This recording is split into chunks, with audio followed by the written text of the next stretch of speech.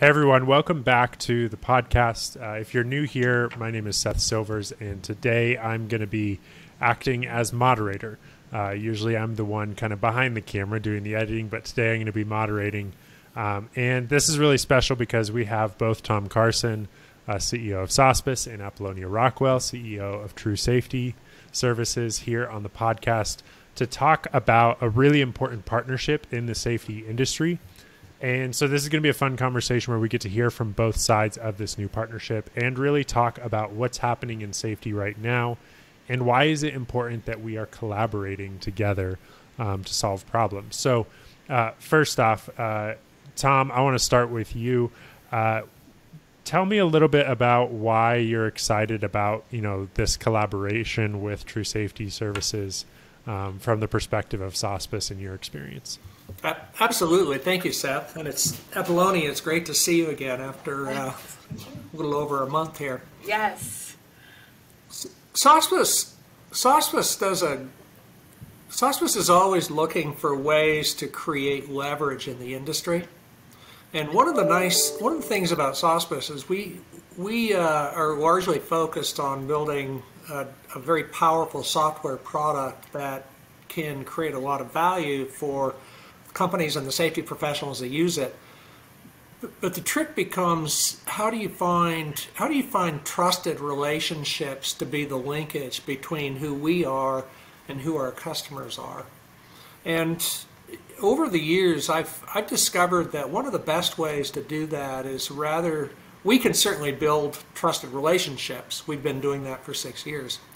But you can build those relationships a lot faster if you find well-respected consultants, and in our case, safety professionals who already have those relationships built. It becomes leverage for us. It becomes a faster way to go to the market, and frankly, we learn from each other. Apolonia has direct contact with many companies in Colorado. And she knows what they're thinking. She knows what they're looking for, and together we can help form our product, and we can also help form the way that we provide services that help the safety professional and their companies. Mm-hmm. And Apolonia, kind of going to you, why makes you excited about this collaboration? And also, could you kind of flesh out, what this collaboration kind of looks like between the two companies? Yeah, absolutely. Oh my gosh. Well, two big things come to mind when talking about why I'm so excited about this partnership. But number one, Tom's exactly right, is that we're actually looking and targeting the same company, in a sense that we're looking for companies that believe in safety, first and foremost. We're not both looking for companies. Our dream clients aren't people that are their arms being twisted into safety. We're both of our dream clients really believe in safety. They want an actual safety culture in their organization. And since they believe in that, then it's a dream client because it's a great working relationship. Both Tom and I agree that is our ideal client and that's who we work best with. And then the second piece to it is that even though we're after the same client, we serve them in two completely different ways. And so Tom is the expert and his team are the experts in software. And that's a whole nother world. We are a consulting and training company.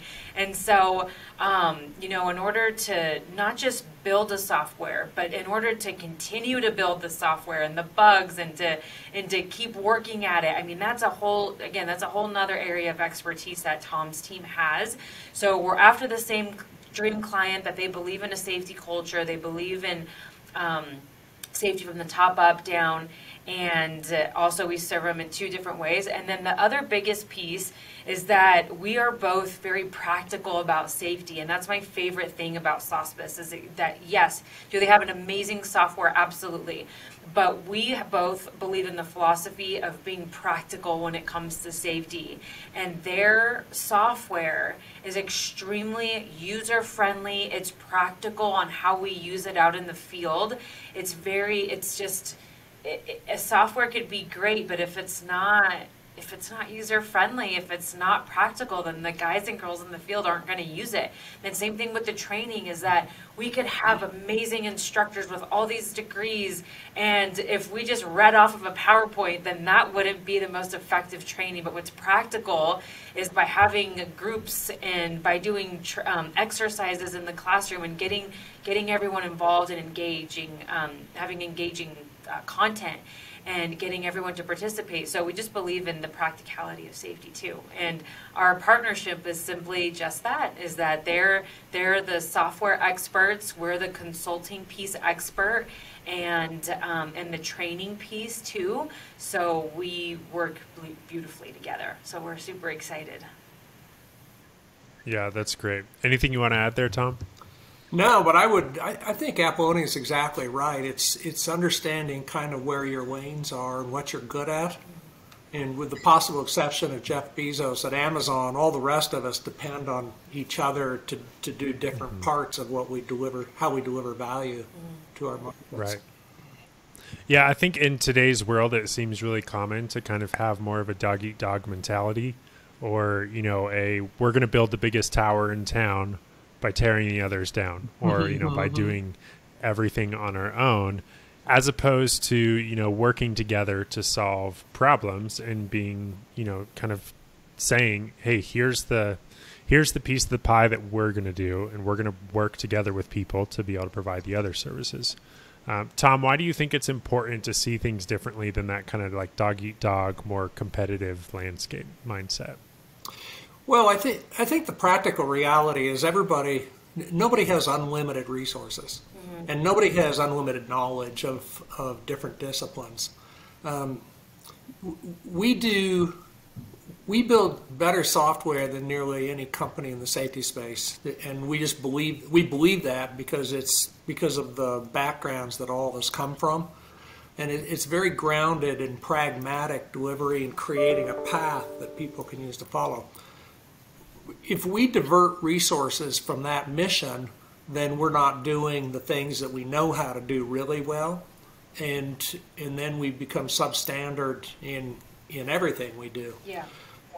When we had an opportunity to partner with Apolonia, I mean, I think it's a huge recognition of Apollonia's skills in delivering her training and consulting services that she was just recognized by Forbes magazine as a top 30 under 30. I mean, that's remarkable recognition, and it's one of the many reasons that we're validated and proud to be a partner of True Safety Services.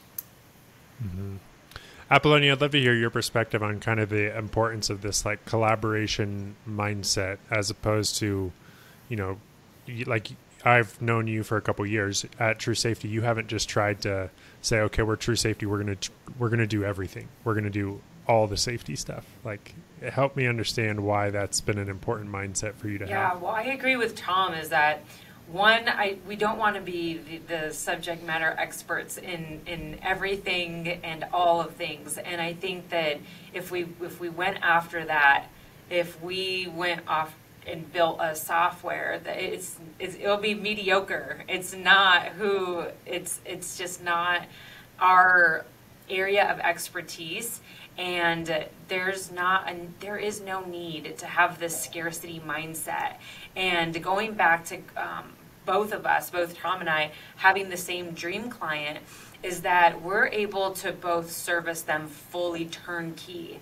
And that's really, really exciting to me, is that we're able to help them on the training side, get their new hire training going, their monthly ongoing annual training and consulting piece.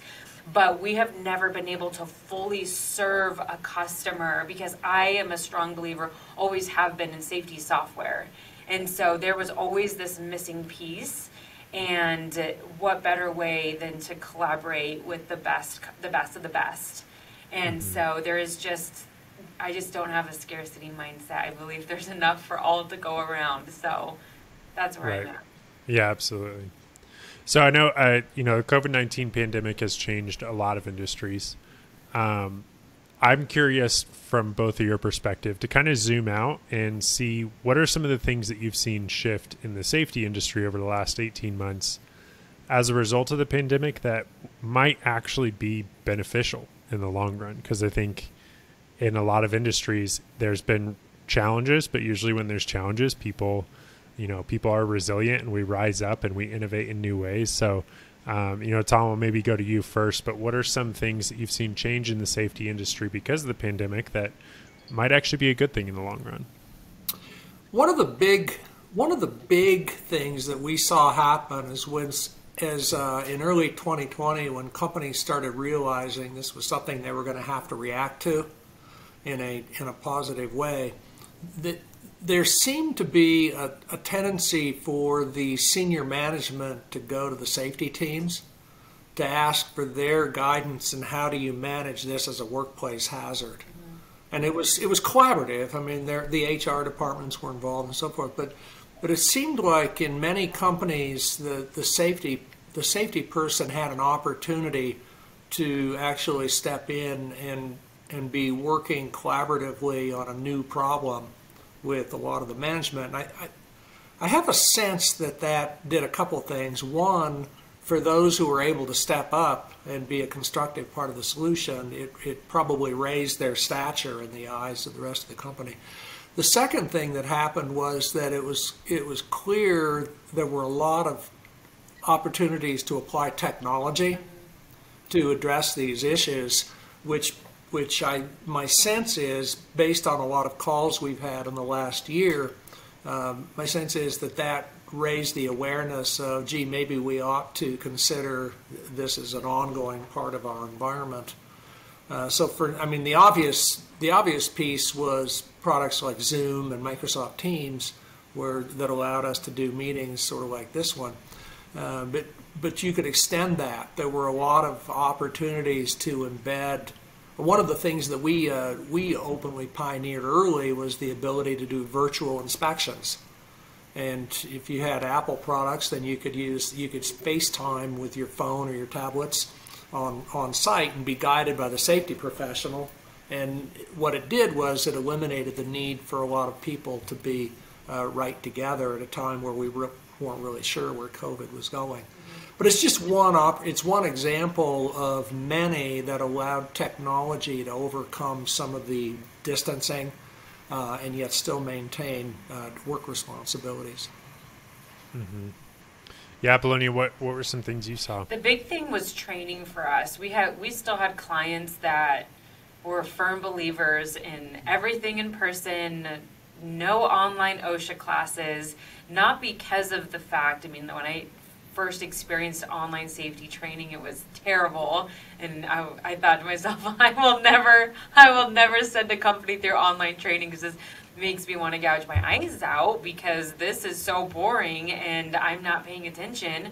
So it wasn't even that piece. It was just afraid of technology, and I love what Tom said. Just Zoom. Just Zoom and video conferencing. I feel like that was almost the first step for some clients that were so anti-technology that just by that little step, by the end of the COVID, we're still going through it, but by the end of, even in the beginning of this year, I saw a lot of companies start to take some steps and say, all right, not only we're going to consider software in the training space, but we're going to consider software, project management software, safety management software. It was a door and maybe a baby step. It was a door open and a baby step to say, all right, what is this technology thing about, and how can we connect better using the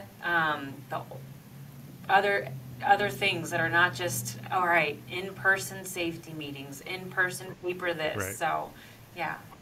Well, even like with, PEC and the SafeLand class, which is a very common class, they never wanted to do online, but then, the pandemic shut in-person classes down. And so, they were forced really quickly to offer online classes.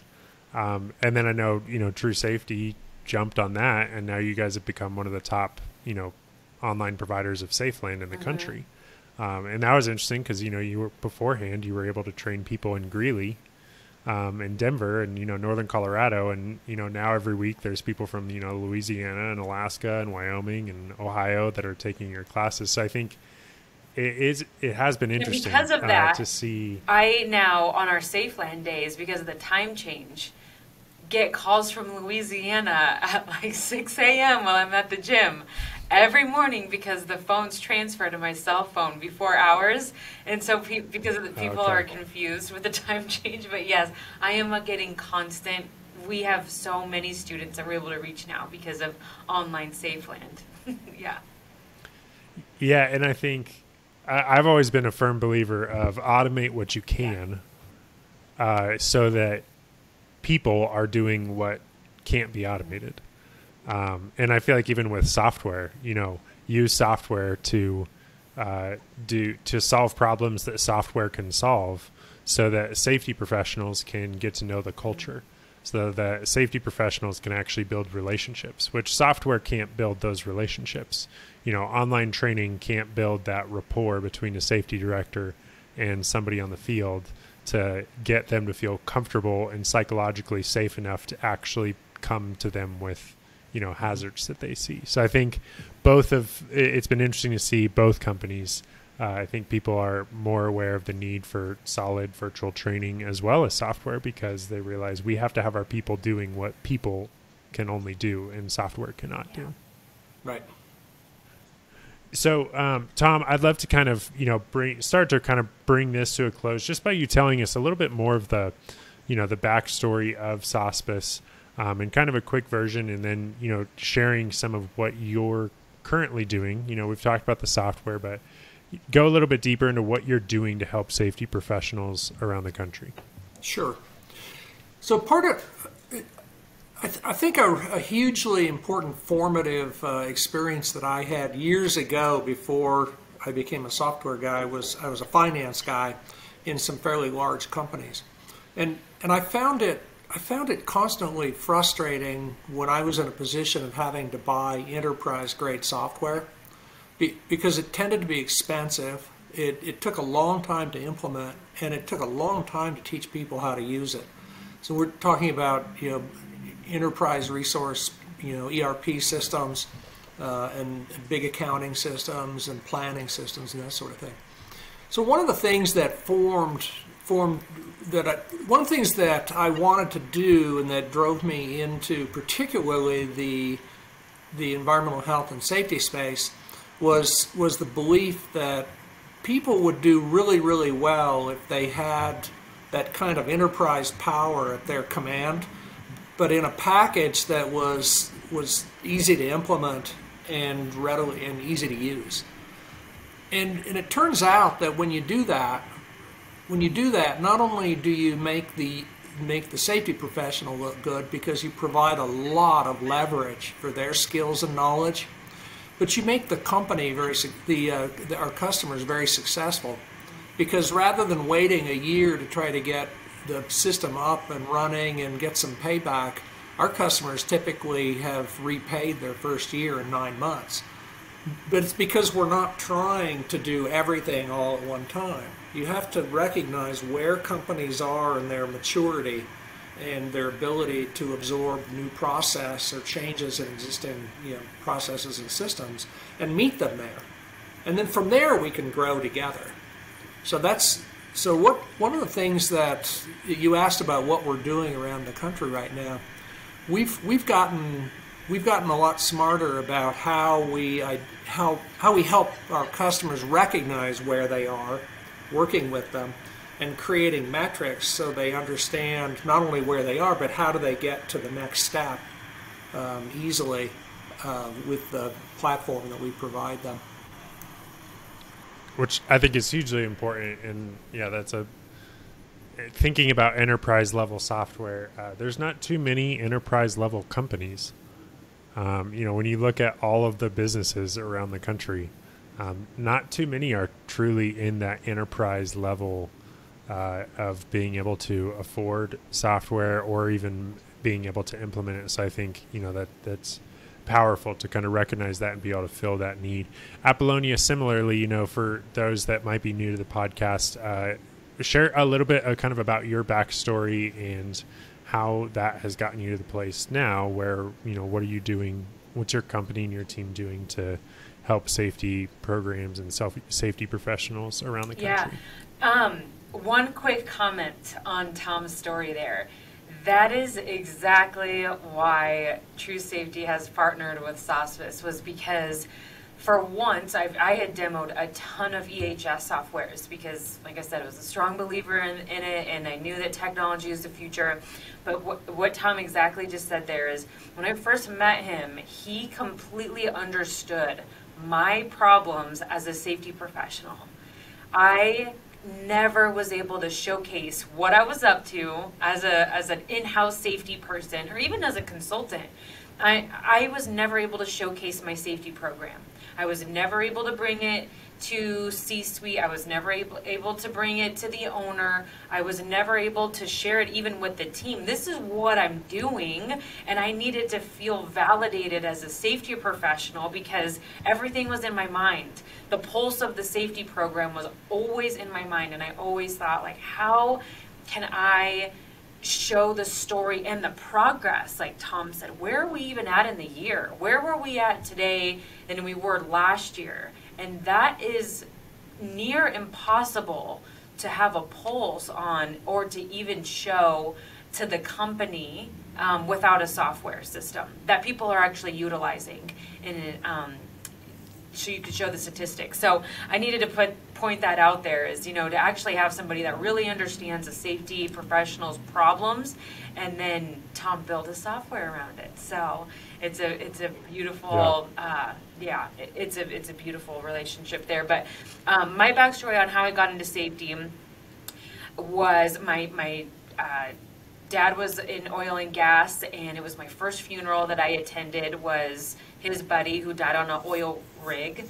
And I was in the 3rd grade when this, my dad's friend, his son, was in the 3rd grade with me. So it had always dawned on me that my dad could go to work and not make it home. And I always say that that's not when I knew that I was going to be a safety professional by any means when I was in the 3rd grade, but I just knew my dad could go to work and not make it home safely. So I was just very curious on oil and gas industry, construction industry, how do people go to work and not make it home? And so I was an in-house safety director for a construction oil and gas company, and I saw how safety was done the wrong way, which was maybe on the training side, death by PowerPoint, or on the consulting side where a safety professional was disconnected with operations. And it was safety program, safety professional, and ops, and they hated each other. And mainly it was the ops that hated safety, because normally the safety person was a safety cop, and there just was no relationship there. So I learned that safety is about people, and all it takes is a safety professional to listen and to be truly curious about what's going on in the field.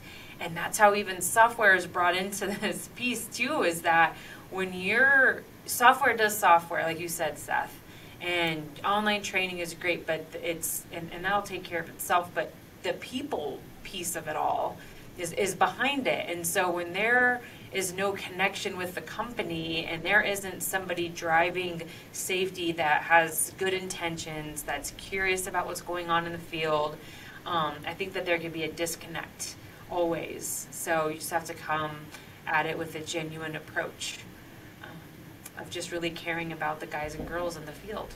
Did you see that, Tom? I mean, did you recognize that right off the bat, that there was this there was this obvious disconnect between safety and operations, and why is there tension, and why do they hate each other? Like, did you notice that? Yeah, we did. What I noticed in the early days was, even if they didn't hate each other, they weren't very well connected. Mm-hmm. I mean, the operations were, the different functions were so siloed. Mm-hmm. Because I think, and part of the problem was in the early days, at least my early exposure, was there's an awful lot of that safety cop mentality. Yeah. And it's not really, that's not helpful. I mean, most of the what I like about what I've seen in the last 10 years is there's been an increasing number of people, men and women, graduating degree programs in EHS. And when those folks come in with not only that education but also the experience that they get over time, then that becomes a pretty powerful culmination. And I think that if there's anything missing in that experience level, it's this empathy, I guess, towards the production side. Yeah. And recognizing, they want to be safe, but they're also getting incented for production. You're 100% right. Yes, yes. And so you better find a way to balance those two. The good thing, I think the good thing in that situation is that there's an awful lot of ways that safety can actually help production. Yes. Just because it's safe doesn't mean it's slow. Oh my goodness. You're exactly right. And I love where you're going with this. Maybe they didn't hate each other, safety and operations, but they were just disconnected. And I think that's why I'm so excited about software, is because not only was I the safety professional that was working tirelessly on a program that I couldn't showcase to the world, that was one problem, but one thing was, since the field guys or girls couldn't see what I was up to, there's where that maybe connection was lost on what is safety doing to help me. And so what I'm excited about software is that everything that I'm working on, when there's an incident, for an example, or there's a near miss, let's say there's a near miss, there's a hazard, I'm not just telling Johnny in the shop that I'm working on it, and he doesn't see it, and he's just like, okay, what does that even mean? What the hell does that even mean you're working on it? I don't hear from you maybe about the next safety meeting.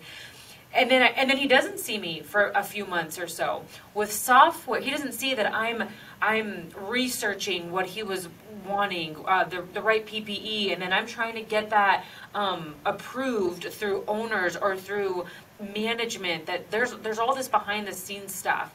With the software, he's able to see, okay, my hazard, he's able to track his hazard, am I right? All right, here are the steps that Apolonia or that safety is taking to mitigate this hazard that I brought up with. One of the things that I love talking with you about is that hazard feature, the near miss or hazard feature with the software, is that if a field employee finally reports a hazard and it goes on, in their mind, on deaf ears, they're going to be like, I'm never going to do this again.